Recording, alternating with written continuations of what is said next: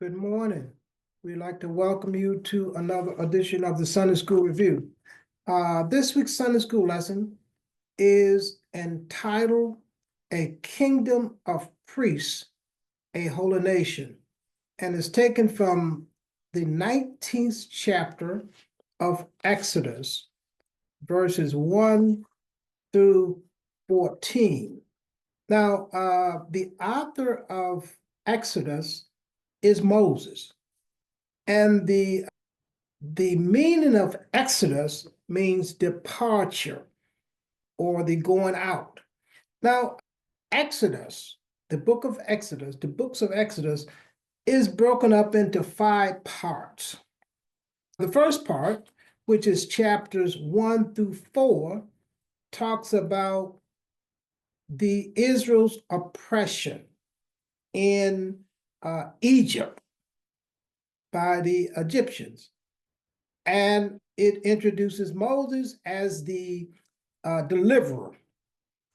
Okay, and chapters 5 through 15 of Exodus, it talks about the confrontation with Pharaoh, the plagues. Okay, in the final plague, whereas Pharaoh let the children of Israel go. And chapters 16 through 18 talks about Israel's grumbling. They had said that Moses got us out here to let us die. Basically, they said we were better off back in Egypt, which they were lying. They wasn't. They wasn't better off in Egypt, but that's what they claimed. And that's chapters 16 through 18. And chapters 19 through 31. Our lesson is taken from chapter 19. So 19 through 31 is talking about God's covenant relationship with Israel. God's covenant relationship with Israel. That's chapters 19 through 31. And the last chapters 32 through 40 of Exodus is talking about renewal and the tabernacle construction. Okay, now we're going to go into our lesson here, and the Israel is Exodus is talking about Israel's deliverance from Egyptian bondage and the development of Israel as a nation. That's what Exodus talks about. Now, in our lesson today, there are 3 outlines. The first outline is coming to Sinai, and that's verses 1 and 2. Our second outline is God's chosen people. That's verses 3 through 6 of chapter 19. And the third outline is God shall come. That's Exodus 7 through 14. Okay, now let's go back to our scripture lesson and take up the first outline. That is coming to Sinai, verses 1 and 2. And let's read those 2 verses there. Okay, in the 3rd month, when the children of Israel were gone forth out of the land of Egypt, the same day came they into the wilderness of Sinai. Verse 2, for they were departed Rephaim, and when they come to the desert Sinai, and had pitched in the wilderness, and there Israel camped there before the mount. Now, this is Mount Sinai. Now, this here is the very same mountain that the burning bush appeared to Moses before God, had this mission for him. So this Mount Sinai, and incidentally, is where the Ten Commandments, the commandments were given. Mount Sinai. That's Mount Sinai is an important. As again I said, it was the mountain where Moses saw the burning bush. Okay, now let's go back to one. Let's read one. It said in the third month, so 3 months after they had departed Egypt. That's what verse 1 says. The third month, the children was gone forth. So 3 months after, out of the land of Egypt, the same day came unto the wilderness of Sinai. So they were in the wilderness at Sinai. Now, it 30 days, 3 months, I'm sorry, 3 months, 90 days, okay, the third month. So now we remember, now this is not, they're not in the promised land, clearly, we know that. So now from this point, they wandered in the wilderness for 40 years, and we're not going to go into that story today. And you probably remember, but we'll go into that at some point at a later point. But so 3 months after Egypt, they come to the Mount Sinai, where Moses is going to be given the Ten Commandments and other commandments. Okay, so 3 months, they arrived at Sinai. Again, I guess, let's be clear, not the promised land, Sinai. They still wandered in the wilderness for 40 years. Okay, now, so 3 months after God's miracle in delivering them from Egyptian slavery, 3 months they come to Mount Sinai. That's what verse 1 says. Okay, so for they were departed from Rephidim, so they left there, and they would come to the desert of Sinai. So obviously it was desert Sinai, and they pitched in the wilderness and there camped before the mount. Okay, now as I said, this was the same mountain that the same place that Moses the burning bush appeared before Moses. Okay, now that's the first outline, and it says coming to Sinai. So they arrived there 3 months after the miracle, the miraculous deliverance from Egyptian slavery or bondage. Okay, now let's go to the second outline. Okay, again, as I said, they received the covenant there, the Ten Commandments. Okay, now let's go to the second outline. God's chosen people, which we know to be Israel. God's chosen people. Okay, let's read. Let's not take them all together. We're going to read them one at a time and perhaps explore them that way. Okay, verse 3. And Moses went up unto God, and the Lord called unto him out of the mountain, saying, Hast thou shalt thou say to the house of Jacob. Now we know Jacob, Abraham's descendant. Abraham, Isaac, Jacob. Jacob's name was changed from Jacob to Israel. Okay, so we're talking about the children of Israel. And tell the children of Israel, that is the descendants of Jacob, the descendants of Abraham. Okay, because obviously Jacob was the descendant of Abraham. Okay, let's go, because Abraham is important in this lesson, because the promise was made to Abraham, and this is fulfillment of the promise God made to Abraham. Let's go to verse 4. Yea, ye have seen what I did unto the Egyptian. Okay, so God, the Lord is telling him, tell the children of Israel this. Tell them this. Ye have seen what I did for the Egyptian, the miracle that I did, and how I bear you up on eagle's wing and brought you unto myself. In other words, remind the people this, okay? Remind the people what I did for them. We're not going to revisit all the plagues and all the stuff. They cried out and the Lord sent help. We're not going to go through, we're not going to revisit that, but tell them all that I've done for them. Okay? Tell them that. Tell them that. In verse 4. So remind the people what I did for them. Okay. This is, in other words, the Lord said, this is what you tell the children of Israel. Just tell them this. Okay. Let's go to verse 5.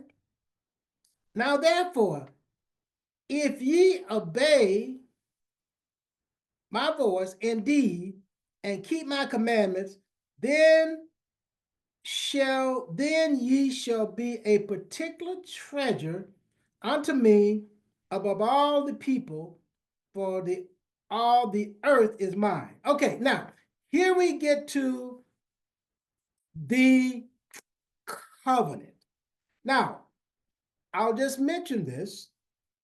This is referred to as a conditional covenant.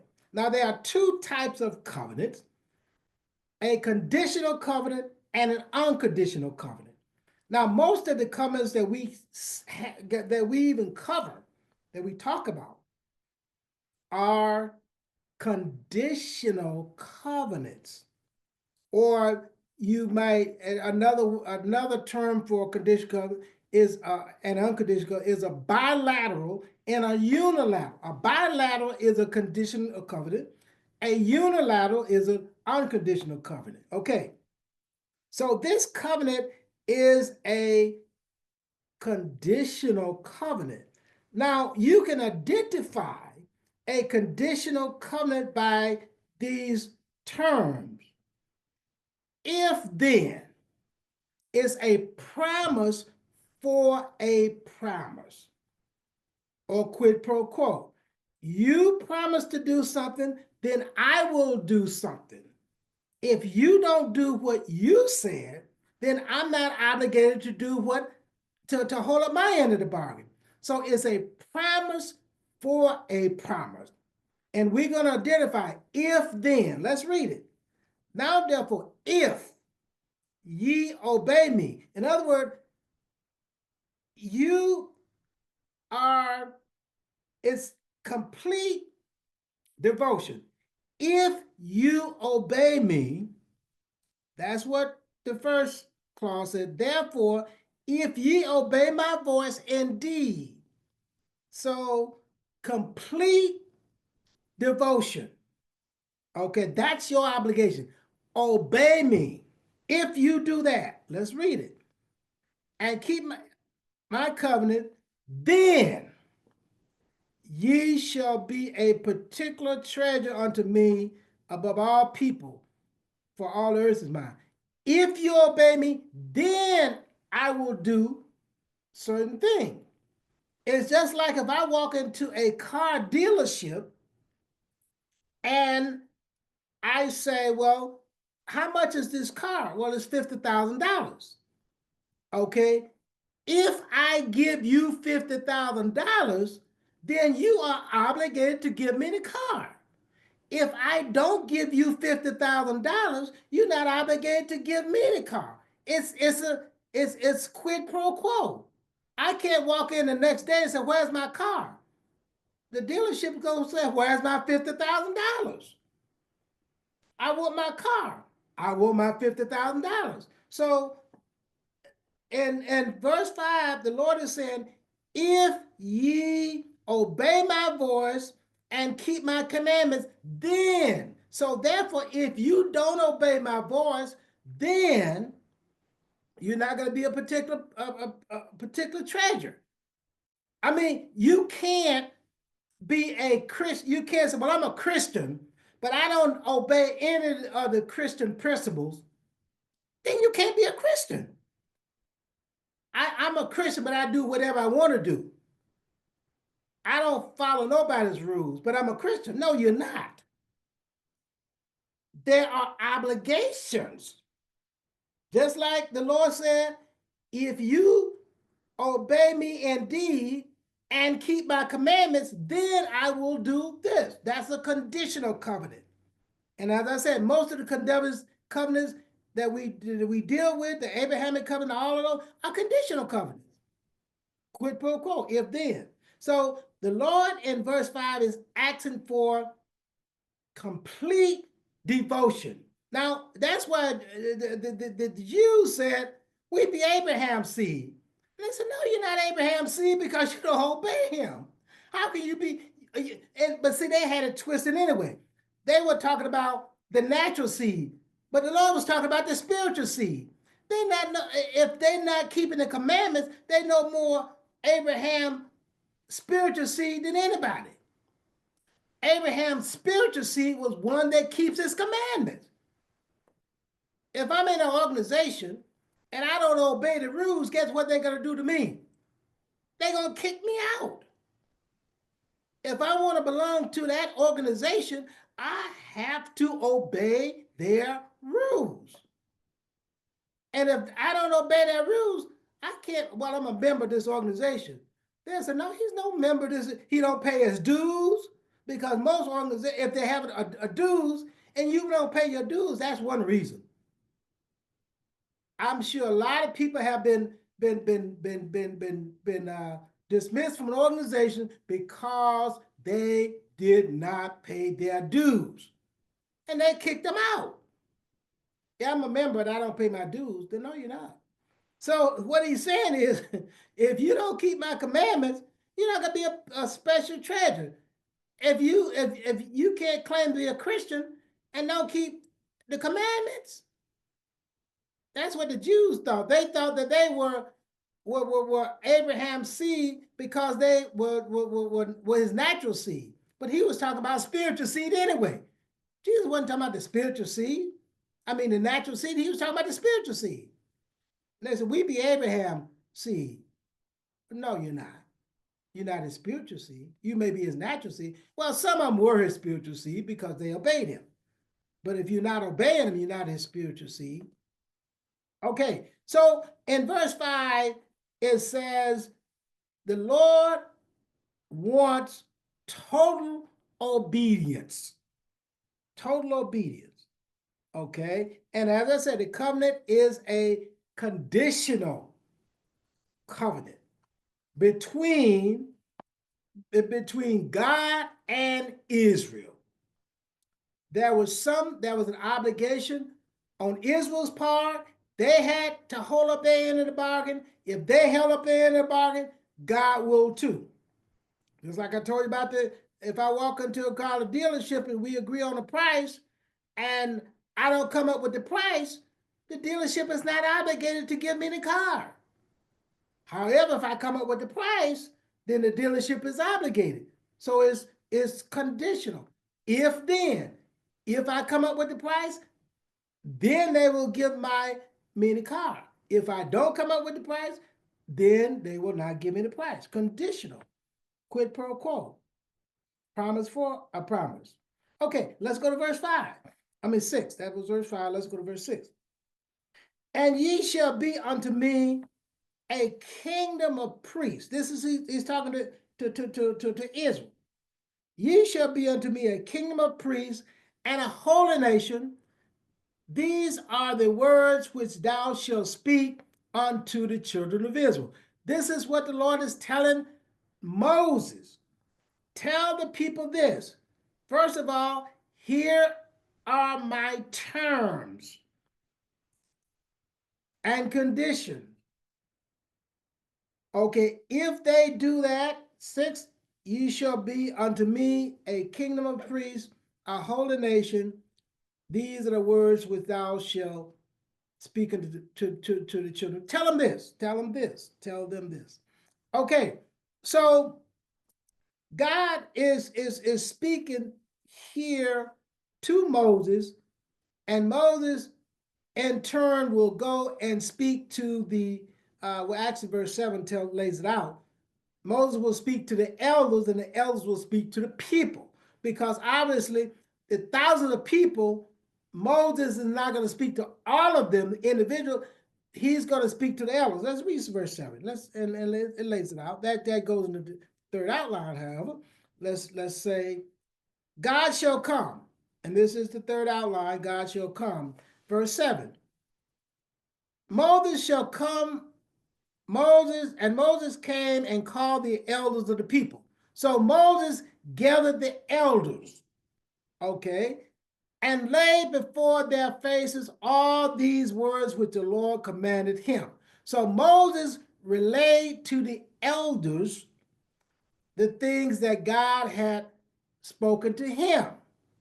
Okay, and this is all of the commandments, etc. Okay, now let's go to verse 8.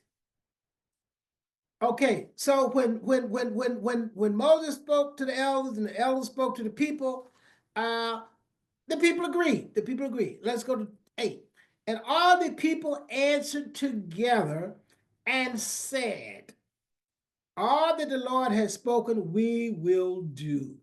So the people agree. Now we know, just like a contract, a covenant is like a contract.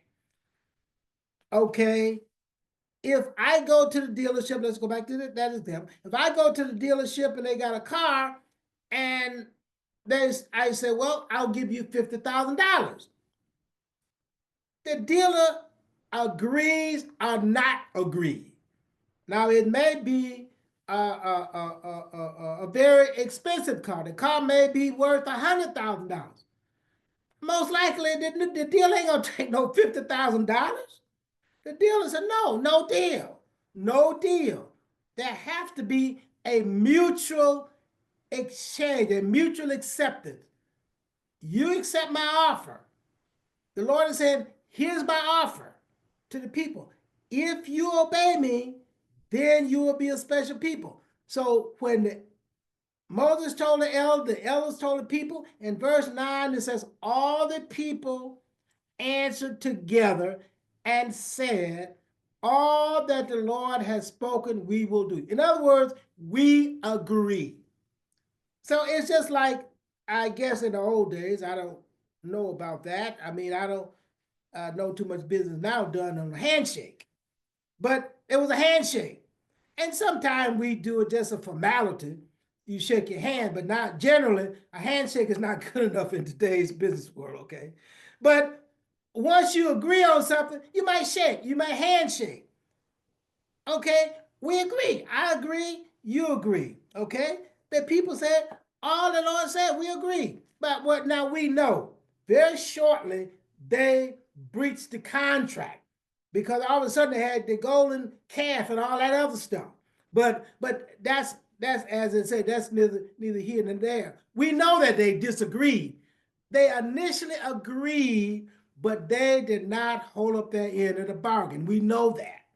But here in verse 8 of the 19th chapter of Exodus, we see where all the people, that's what it says in my book, all the people agreed together. So it was unanimous. You know how, well, we got most of the people. No, we got a unanimous consent. All of the people consented. And Moses returned the words of the people unto the Lord. Moses said, okay, the people agreed. So basically, we got a deal. We got a deal. We got a contract. We got a covenant because the people agreed. Now, they broke the covenant. Yes, they did. They breached the covenant. We know that. But they initially agreed to the terms of the covenant. Okay, let's now. It says here, basically, God shall come. Okay, that's the title. Okay, and verse 9. Okay, verse 9. And the Lord said unto Moses. So after Moses give the Lord the answer of the people that they agree, in verse 8, verse 9. And the Lord said unto Moses, lo, I come unto thee in a thick cloud. So the Lord is gonna come in the presence of Moses. Okay, now let's follow this. So the Lord said unto Moses, I come unto thee in a thick cloud, and the people may hear what I speak unto thee, and believe thee forever. And Moses told the words of the people unto the Lord. So basically, and let's read verse 10. And the Lord said unto Moses, go unto the people and sanctify them today and tomorrow, and let them wash their clothes and be against ready against the third day. For the third day the Lord will come down and the sight of all the people unto Mount Sinai. In other words, the Lord tell Moses to prepare the people to meet the Lord. Now, this is important here. Now, the thing is, he said, well, we studied the Old Testament now. We studied the Old Testament. So, but the key to understanding the New Testament is to understand the Old Testament. And the subsection is holy. The Lord is holy. God is holy.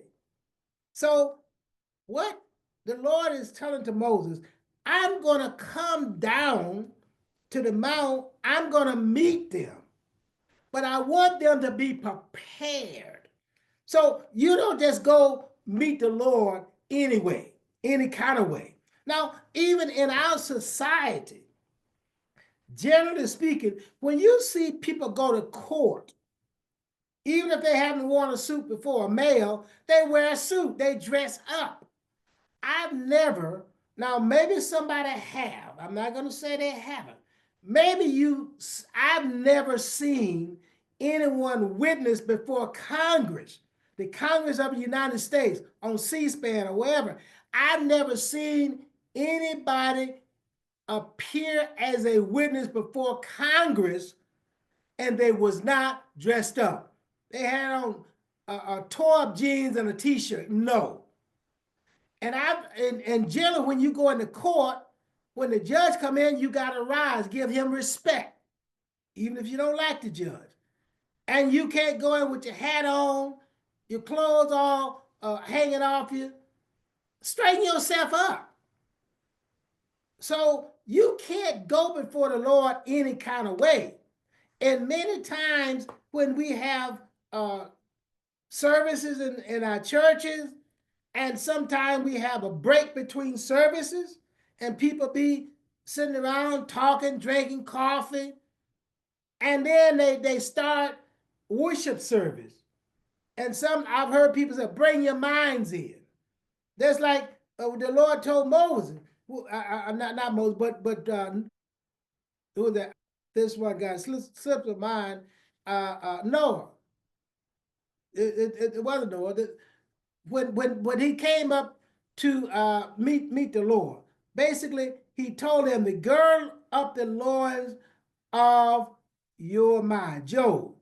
When Job wanted a presence with God, he told him, Job, gird up the loins of your mind. Get yourself together. You just don't come before the Lord any kind of way.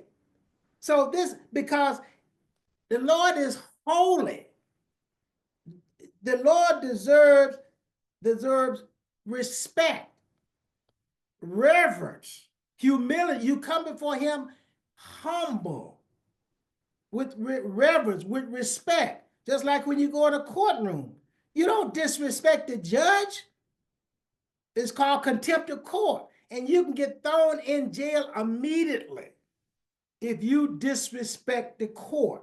That is the judge that's sitting on the bench. If you disrespect the judge, they will hold you in contempt of court and lock you up right then. Okay, so no, you don't just go into our courtrooms any kind of way. So the Lord is telling Moses, I'm going to meet with the people, but I want you to sanctify them, prepare them. So when you demand a presence, when you come before the Lord, you come before him with reverence, with humility, with respect, not any kind of way, because the Lord is holy. He was holy. He always has been holy. There's not a time when the Lord is not holy. So when you go before his presence, you must be right. You must have your mind, have your spirit and your mind, right?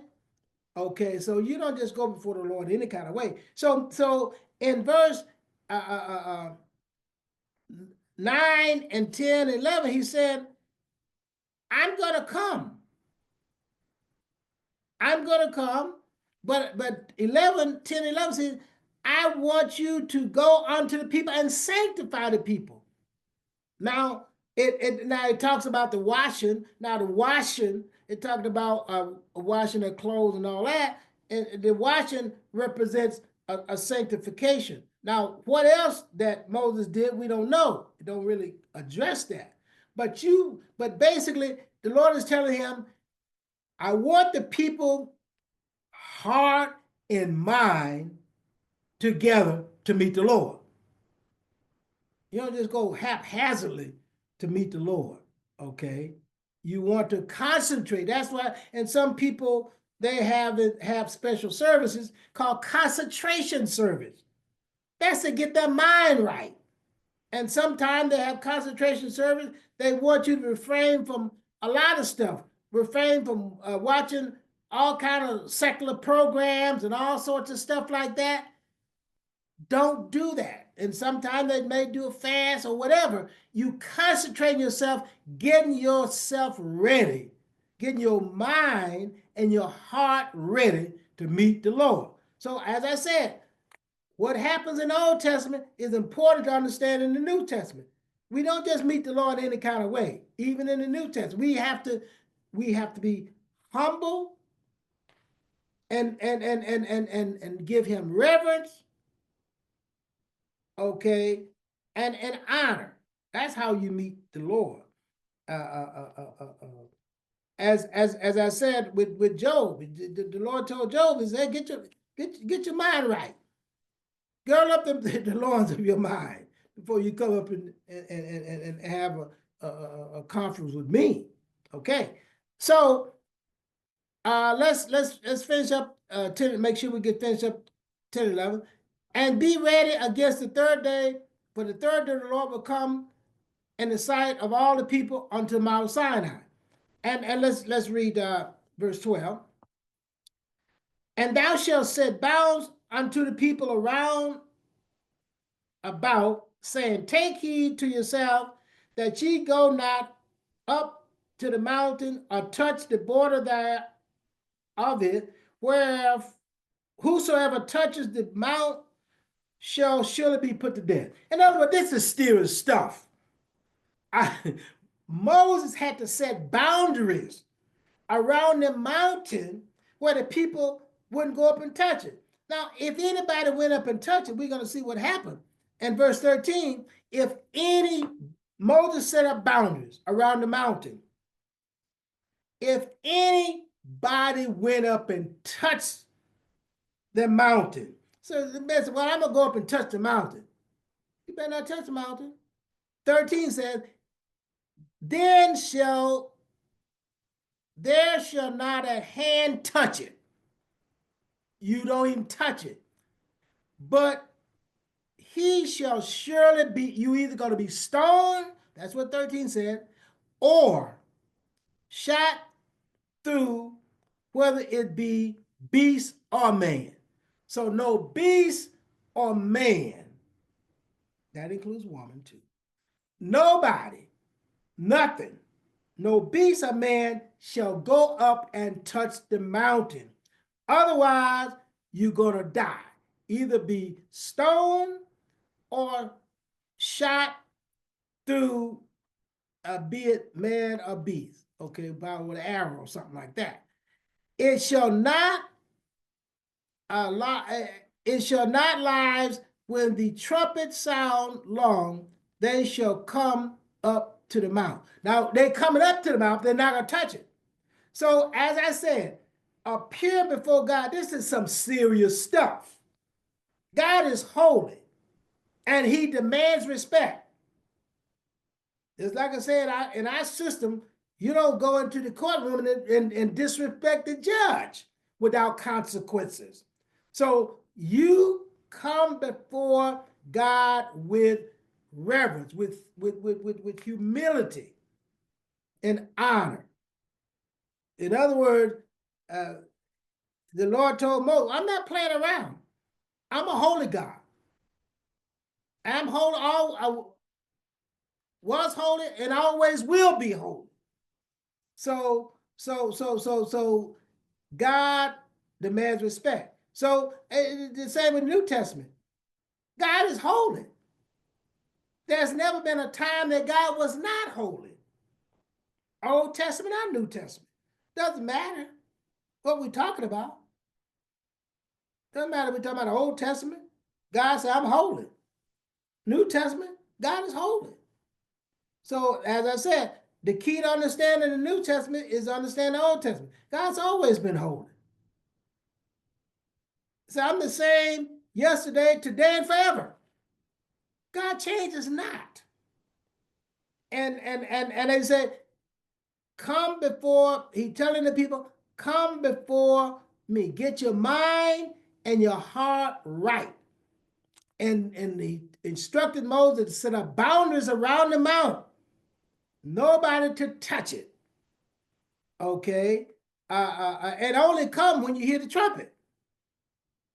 It says, and it shall not live. Okay, basically, what it shall not live is talking about whoever touches the mountain, man or beast. When the trumpet sound long, they shall come to the mountain. In other words, don't come to the mountain before you hear the trumpet.